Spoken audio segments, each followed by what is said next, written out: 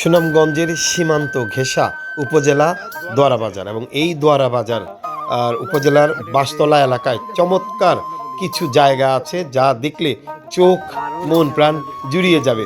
30 পরিবার থাকে গেল। আমরা এখন জুমগাঁও সুনামগঞ্জের বাসতলা দোয়ারা বাজার হকনগরের বাসতলায় জুমগাঁও আছে। এই জুমগাঁওটা আপনাদেরকে হেঁটে দেখাতে চাই এবং ভিতরে কয়টা পরিবার আছে, কতগুলি ঘর আছে এটা দেখাতে চাই। চলুন। সুনামগঞ্জ শহর কিংবা এর আশেপাশ থেকে যে মিটমিট করে যে পাহাড়ের উপরে যে কিছু লাইট জ্বলতে দেখি যে মিটমিট করে, এই হচ্ছে সেই মেঘালয় পাহাড়। এবং মেঘালয় পাহাড়ের এই জায়গাটাও অসাধারণ এবং এই জায়গার নাম হচ্ছে ঝুমগাঁও, মানে বাসতলার ঝুমগাঁও এই এলাকাটা। এবং এই এলাকায় যারা বসবাস করেন এবং তারা সবাই গারো। আমরা এর মধ্যে যদিও বাংলাদেশ সীমান্তে আছে, এটা হচ্ছে এই যে পিলারটা আমি যদি দেখাই, এটা হচ্ছে ইন্ডিয়া লেখা এবং ওই পাশটা বাংলাদেশ। ইন্ডিয়া লেখা এবং ওই পাশটা বাংলাদেশ যদি দেখাই যে এখানে ঘরগুলি অনেকটা নিচে, আমরা অনেকটা উপরে উঠে এসেছি। এখানে গারো সম্প্রদায়ের মানুষজন থাকেন, আমরা সেটা পরে দেখাবো। এই হচ্ছে এই ভিউটা পুরো এলাকা জুড়ে। আমি যদি দেখাতে চাই পুরো এলাকা হচ্ছে এমন এইভাবে করে পুরো বাসতলা যে আমরা যে যা দেখি, বাসতলার পরে পুরো জায়গাটা হচ্ছে এরকম চমৎকার সুন্দর ভিউ। এখন যদিও বর্ষাকাল না, শীতকাল, এখানে পাহাড়টা একটু কুয়াশাচ্ছন্ন থাকে কেন হয়েছে। এবং এই প্রচুর বাস আছে এই এলাকায়, প্রচুর বাস। আমরা হাঁটতে হাঁটতে দেখাবো আপনাদেরকে, একটু দেখাই। এখানে মানুষজনও আসছেন ঘুরতে। আর সুনামগঞ্জের মধ্যে এত সুন্দর একটা জায়গা। এই পাশটা হচ্ছে যে এই যে দেখাই যদি, যে এই যে বাম দিকটা, এইদিকে হচ্ছে যে এই যে ঘরবাড়ি। আমরা অনেকটা উপরে উঠে এসেছি।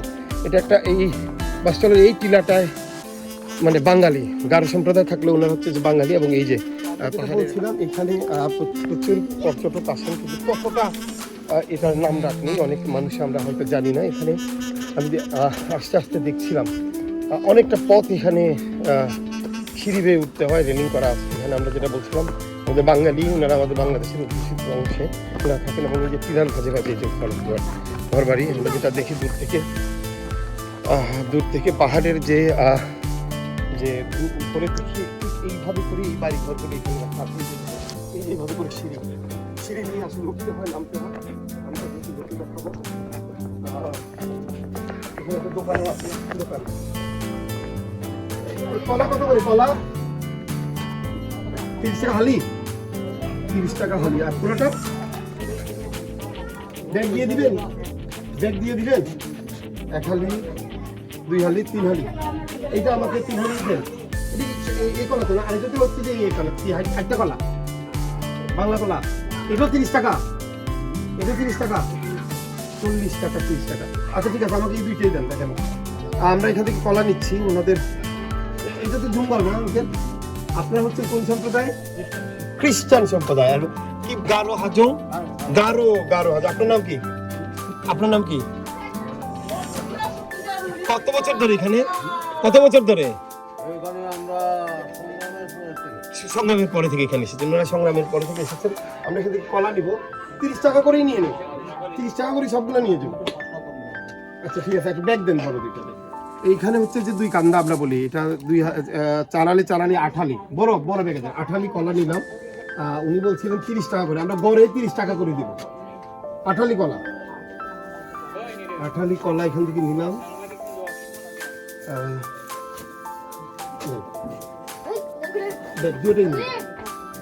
কত হলো? 8 হালি 30 টাকা করে দিচ্ছি গড়ে।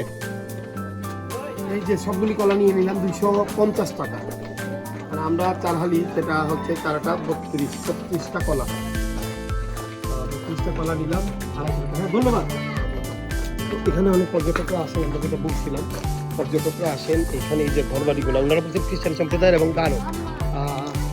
এই যে এইভাবে করে এই যে টিলার যে জায়গাগুলি আছে, মানে যে স্থানে টিলার স্থানে ওনারা ওনাদের ঘর বাড়িগুলি বানিয়েছেন। এবং আমি যদি দেখাতে চাই, এটা হচ্ছে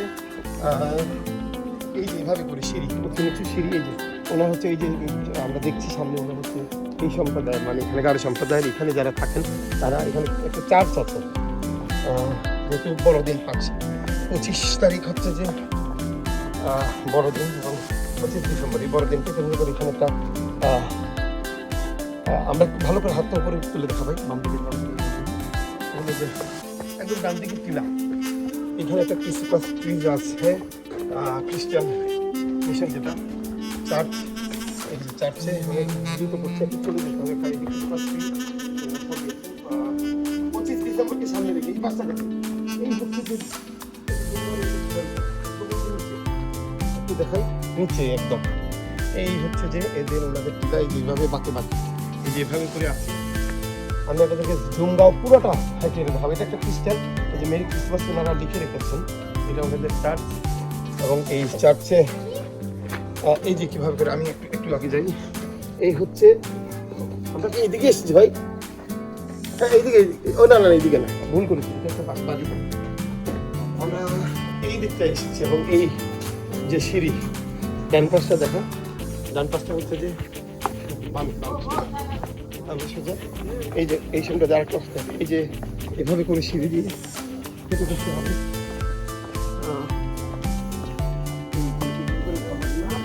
আর কিনাটা বড় মনে হয় 100 থেকে 150 গজ, যদি বলি 100 গজের মতন এই টিলার উপরে ওনাদের বসবাস। কতদিন পরিবার এখনো জানি না, হয়তো পারবো।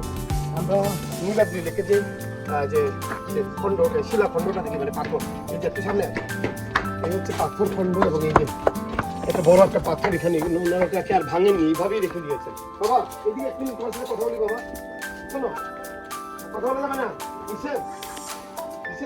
তোমরা কত পরিবার আছে এখানে? পরিবার বলতে পারবো না? আচ্ছা, ওর সাথে কথা। জুমগাঁওয়ের এই মানুষগুলো একটু রেস্ট্রিক্টেড মনে হচ্ছে রেস্ট্রিক্টেড নাকি, ওনারা কথা বলতে চায় না। আমরা অনেকটা উপরে উঠে এসেছি।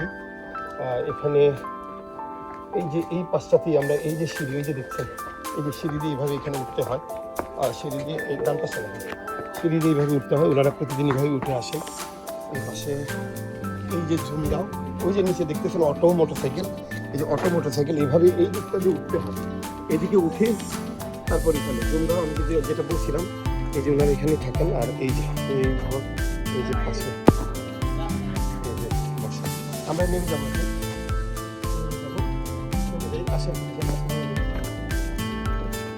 মুরব্বী আপনার বাড়ি কেন? কত পরিবার থাকে কেন? 30 পরিবার থাকে কেন? এখানে 30 পরিবার তারা বসবাস করেন। এবং তারা যেটা বলতে তাদের স্কুল